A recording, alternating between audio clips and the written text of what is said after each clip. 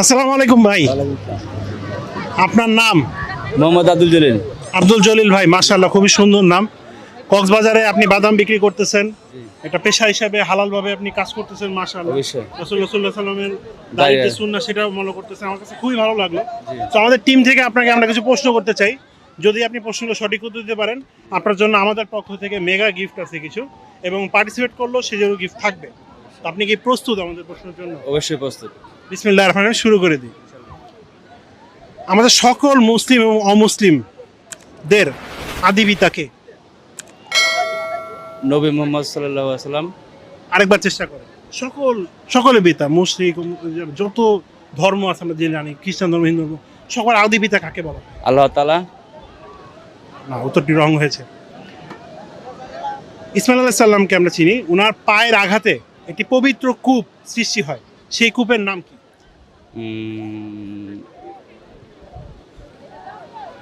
সবাই কিন্তু সেটার পানি খায়, মানে হজ করতে গেলে অনেকে নিয়ে আসে সাথে করে। আপনার এই যে আজমর শরীফের এই কি পানি দিক কয়টা? আচ্ছা, উত্তরটি হচ্ছে জমজম কূপ। জমজম কূপ। জমজম। পবিত্র কোরআনের সবচেয়ে বড় সূরা কোনটি? আলহামদুলিল্লাহ। সূরার নাম? সূরার নাম ইয়াসিন সূরা। না, উত্তরটা হয়নি। এটা হচ্ছে সূরা বাকারা। সূরা বাকারা কোরআনের সবচেয়ে বড় সূরা। সূরা বাকারা। জি। সবচেয়ে ছোট সূরা কোনটি বলতে পারবেন? সবচেয়ে ছোট সূরা লা ইলাহা ইল্লাল্লাহ মুহাম্মাদুর রাসূলুল্লাহ। এটা আমাদের কালিমা। সূরা হচ্ছে সূরা আল কাউসার। আমরা যেগুলো জানি না ইনশাআল্লাহ সেগুলো শিখে নিব। অবশ্যই ইসলামকে আমাদের আরো ভালোভাবে জ্ঞান অর্জনের প্রয়োজন। আমরা যে স্তরে থাকি না, যে কাজই করি না, করে মাশাআল্লাহ আপনি চেষ্টা করতেছেন হালালভাবে উপার্জন করার। সো আমাদের টিমের পক্ষ থেকে আপনাকে আমরা একটা গিফট দিতে চাই। আপনি যে ক্যাপটা পরে রয়েছেন, আমাদের এই ক্যাপটা দেখে খুব একটা ভালো লাগছে। আমি চাচ্ছি আমাদের টিমের পক্ষ থেকে আপনাকে এই ক্যাপটা দিতে। পরিয়ে দিই একটু। বেশ ভালো লাগছে। আর আমাদের সাথে অংশগ্রহণ করার জন্য আপনাকে অনেক ধন্যবাদ। আশা করি আমরা এখন থেকে ইসলামকে আরো বেশি শিখবো, আরো জানবো। অবশ্যই ইনশাআল্লাহ বলবো। ইনশাআল্লাহ। ইনশাআল্লাহ। আসসালামু আলাইকুম, কেমন আছেন? আলহামদুলিল্লাহ, ভালো। আপনার নাম কি চাচা? সাইদুল ইসলাম। সাইফুল ইসলাম। সাইদুল ইসলাম। সাইদুল ইসলাম, খুব সুন্দর নাম। চাচা, আপনার কিছু প্রশ্ন করব, যদি উত্তর দিতে পারেন আপনার জন্য খুব ভালো একটা গিফট আছে। আপনার জন্য প্রথম প্রশ্ন, একটু ক্যামেরার দিকে তাকান, সমস্যা নেই। এই যে বড় সাগর দেখতেছেন, মহাসমুদ্র, সমুদ্র বা যেটাই বলেন, সাগরের বুকে একজন নবীকে ফেলে দেওয়া হয়েছিল, সেই নবীকে আবার একটা মাছে গিলেও ফেলছিল। সেই নবীটা কে? ইউনুস নবী। ইউনুস নবী। মাশাআল্লাহ, সুন্দর। ইউনুস নবী মাছের পেটে যখন ছিল, সেখান থেকে রক্ষা পাওয়ার জন্য আল্লাহর কাছে কি দোয়া করছিলেন, কি পড়ছিলেন? দোয়া করছিলেন। দোয়া ইউনুস পড়ছিল, সেই দোয়াটা বলেন আপনি একটু। ভাই না, এটা পারেন না? আচ্ছা, আমরা নেক্সট প্রশ্নে যাই। নেক্সট প্রশ্ন হলো আপনার জন্য, আমাদের রাসূল সাল্লাল্লাহু আলাইহি সাল্লাম হাসরের দিন, কিয়ামতের দিন আমাকে, আপনাকে, যারা তার উম্মত, তাদেরকে একটা জায়গা থেকে পানি পান করাবেন। সেই জায়গাটার নাম কি? কোথা থেকে পানি পান করাবেন? হাউজে কাউসারের পানি। রাইট, সঠিক উত্তর। আপনার জন্য আমাদের পরবর্তী প্রশ্ন হলো, কোন নবীর পায়ের আঘাতে জমজম কূপের সৃষ্টি হয়েছিল আল্লাহর পক্ষ থেকে? ইব্রাহিম নবী। ইব্রাহিম নবী। আর একটু চিন্তা করেন। ইসমাইল নবী। ইসমাইল নবী। সুন্দর। ইব্রাহিম নবীর ছেলে। আপনার জন্য আমাদের আরেকটা প্রশ্ন হইল, জাহান্নামে তো অনেক ধরনের মানুষ যাবে, সর্বনিম্ন স্তরে জাহান্নামে কারা থাকবে? মানে জাহান্নামের সবচেয়ে নিচের স্তরে কারা থাকবে? মুনাফিকরা থাকবে। রাইট, মাশাআল্লাহ। আমাদের চাচা অনেকগুলো প্রশ্নের উত্তর পেরে গিয়েছে।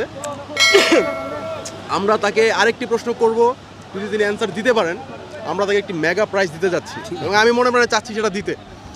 তো দেখা যাক চাচা আমাদের সেই প্রশ্নের অ্যান্সারটি দিতে পারেন কিনা। চাচার জন্য আমাদের পরবর্তী প্রশ্ন হলো, এই যে সাগরের পানি, এই পানি পৃথিবীতে আরও অনেক জায়গাতেই আছে। পানি থাকলে অজু করা যায়, যদি পানি না থাকে তখন অজু করবেন কিভাবে? ঢিলা দিয়া। ঢিলা দিয়া? মাটি দিয়া। এটা কি বলে? টায়া তো দিয়া বলে, কি বলে? আরে আমার গেল তো না, তায়াম্মুম করে। রাইট, আমাদের চাচা সবগুলো মোটামুটি প্রশ্নের অ্যান্সার দিতে পেরেছেন, এবং চাচা দেখেন এরকম একটা কাজ করতেছেন, আমরা ওনাকে একটা মেগা প্রাইজ দিতে যাচ্ছি। আই এম সো এক্সাইটেড যে এরকম একটা মানুষকে দিতে পারতেছি। সো চাচার জন্য আমাদের সবচেয়ে বড় গিফট, মেগা গিফট। চাচা কেমন লাগতেছে আপনার? এটা আপনি পাইতে যাইতেছেন, এটা আপনি একটু হাত দিয়ে ধরেন, আপনার অনুভূতিটা বলেন কেমন লাগতেছে? ভালো। একটা ইসলামিক কুইজের আয়োজন, সেখানে আপনি মোটামুটি ফার্স্ট এবং সবচেয়ে বড় একটা গিফট পাইতেছেন। তো এই ধরনের খুবই কম মানুষ আজকে এটা জিতানোর মতো হিম্মত দেখাইতে পারছে, নলেজ শেয়ার করতে পারছে, বাট আপনি আমাদের সবাইকে অবাক করে দিয়েছেন, অবাক। মাশাআল্লাহ, আল্লাহ তাআলা আপনার ব্যবসায় আরও বরকত দান করুক, আপনার কাজে সহজ করে দিক।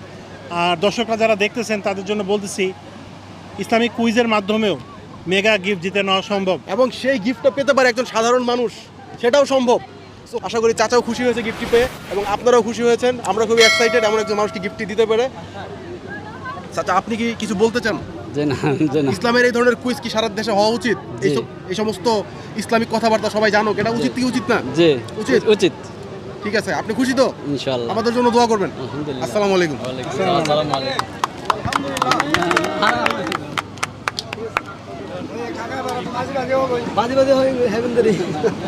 ঠিক আছে, এটা আপনার মালিক, জেনুইন বিজয়ী, জেনুইন বিজয়ী। না, এটা আমাদের পক্ষ থেকে আপনার দিয়ে দিয়েছে, আপনাকে গিফট করে। এর মধ্যে মাছ আছে, মাছ খাবেন আপনি? শুটকি মাছ আছে, আপনি খাবেন, বাচ্চা কাচ্চাদের খাওয়াবেন।